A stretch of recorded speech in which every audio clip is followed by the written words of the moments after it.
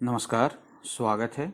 आज हम बात करेंगे ज्येष्ठ शुक्ल एकादशी, जिसे हम निर्जला एकादशी अथवा भीमसेन एकादशी के नाम से भी जानते हैं।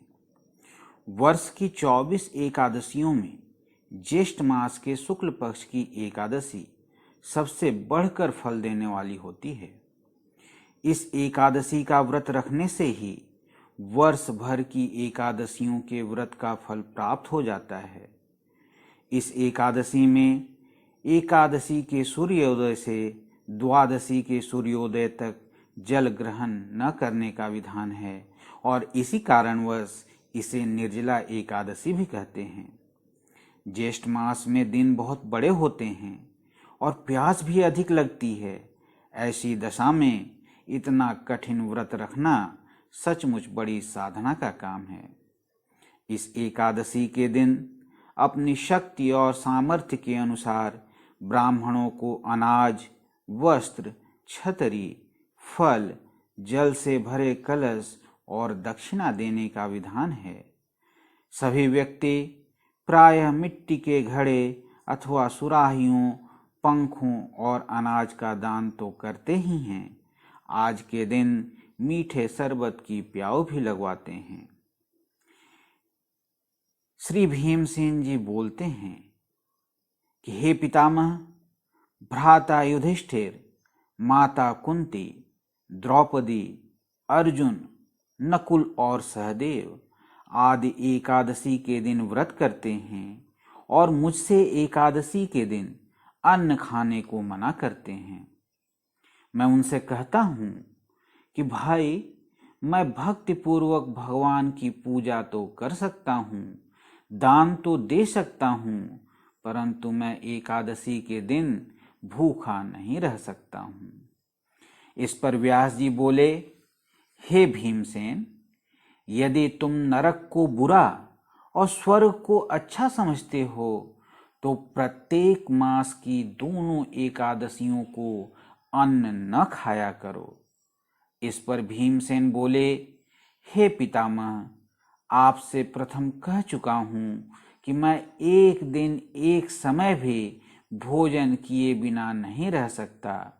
फिर मेरे लिए पूरे दिन का उपवास करना तो अत्यंत कठिन है। मेरे पेट में अग्नि का वास है, जो अधिक अन्न खाने पर ही शांत होती है, और मैं प्रयत्न कर लूं तो एक व्रत अवश्य कर सकता हूँ। अतः आप मुझे कोई एक ऐसा व्रत बतलाइए जिससे मुझे स्वर्ग की प्राप्ति हो।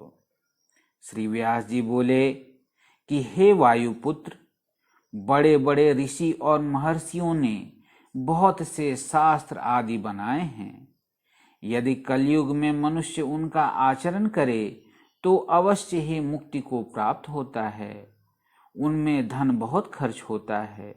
उनमें से जो पुराणों का सार है उसे कहता हूँ कि मनुष्य को दोनों पक्षों की एकादशियों का व्रत करना चाहिए। इससे उन्हें स्वर्ग की प्राप्ति होती है। श्री व्यास जी कहते हैं, हे भीमसेन, कृष्ण और मिथुन संक्रांति के मध्य में ज्येष्ठ मास की शुक्ल पक्ष की एकादशी होती है। उसका निर्जल व्रत करना चाहिए। इस एकादशी के व्रत में स्नान और आचमन में जल वर्जित नहीं है, लेकिन आचमन में 6 माह से जल से अधिक जल नहीं लेना चाहिए। इस आचमन से शरीर की शुद्धि हो जाती है, लेकिन आचमन में 6 माह से अधिक जल मद्यपान के समान है। इस दिन भोजन नहीं करना चाहिए, क्योंकि भोजन करने से व्रत नष्ट हो जाता है। यदि सूर्योदय से सूर्यास्त तक मनुष्य जलपान न करे तो उससे 12 एकादशी के फल की प्राप्ति होती है। द्वादशी के दिन सूर्योदय से पहले ही उठना चाहिए। इसके पश्चात भूखे ब्राह्मण को भोजन कराना चाहिए। तत्पश्चात स्वयं भोजन करना चाहिए। इसका फल 1 वर्ष में संपूर्ण एकादशियों के फल के बराबर है।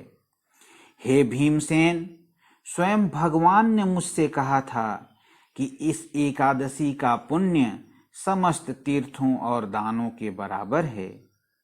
एक दिन निर्जला रहने से मनुष्य पापों से मुक्त हो जाता है। जो मनुष्य निर्जला एकादशी का व्रत करते हैं उनको मृत्यु के समय भयानक यमदूत नहीं दिखते हैं। उस समय भगवान विष्णु के दूत स्वर्ग से आते हैं और उसको पुष्पक विमान पर बैठाकर स्वर्ग को ले जाते हैं। अतः संसार में सबसे श्रेष्ठ निर्जला एकादशी का व्रत है। इसलिए यत्न पूर्वक इस एकादशी का निर्जल व्रत करना चाहिए। उस दिन ओम नमो भगवते वासुदेवाय इस मंत्र का जाप करना चाहिए, गौदान करना चाहिए। व्यासदेव जी के ऐसे वचन सुनकर भीमसेन ने निर्जला व्रत किया। इस एकादशी को इसलिए भीमसेन या पांडव एकादशी भी कहते हैं। निर्जल व्रत करने से पहले भगवान की पूजा करनी चाहिए और उनसे विनती करनी चाहिए कि हे भगवान, आज मैं निर्जला व्रत करता हूँ, इसके दूसरे दिन भोजन करूँगा, मैं इस व्रत को श्रद्धा पूर्वक करूँगा, उससे मेरे सब पाप नष्ट हो जाएं।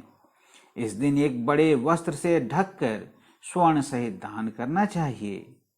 जो मनुष्य इस व्रत के प्रहर में स्नान तप आदि करते हैं उनको करोड़ फल स्वर्ण दान का फल मिलता है। जो मनुष्य इस दिन यज्ञ होम आदि करते हैं उसके फल का वर्णन भी नहीं हो सकता। इस निर्जला एकादशी के व्रत से मनुष्य विष्णु लोक को जाता है। जो मनुष्य इस दिन अन्न खाते हैं उसे चांडाल ही समझना चाहिए, वे अंत में नरक में जाते हैं। ब्रह्म हत्यारे, मद्यपान करने वाले, चोरी करने वाले, गुरु से द्वेष करने वाले, असत्य बोलने वाले भी यदि इस व्रत को कर लें तो वह सीधे स्वर्ग को जाते हैं।